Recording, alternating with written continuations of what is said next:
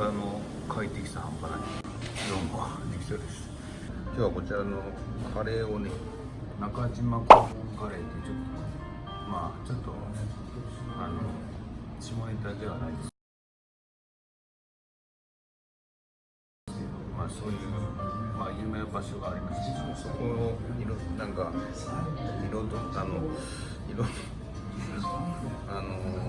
モチーフにしたカレーだということで、なんかですね、このポテトなんですよね。これ船の形して、これをここに乗せて浮かべて、でこれをこのソーセージが入ってるんですけど、これを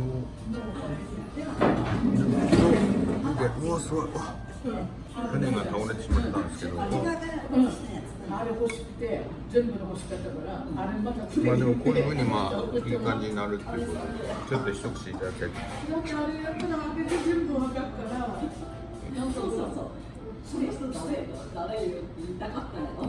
素敵な人たちばっかりだったの。野菜がなんかふんだんにこう入ってそうな感じのベジタブルの感じですね。言うなれば本当に雰囲気といいね。なんか地元の友達でみんな集まって、なんかみんなそれぞれその昔のなんかちょっととんがった部分がなくなって、野菜だけで、野菜っていう優しい気持ちだけでやろうと思ってまとまってねえな。そういう感じですね。まとまってねえ。全体的にそんな感じ、ちょっと普通の着てるいう感じでないのが分かった。これはちょっとうまいですね。うまいですね。うめえの。え？ちょっとイカスミカレー食べたいんですよ。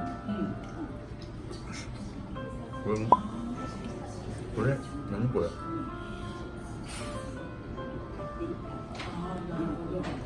これなんですかね、これ肉じゃないですね。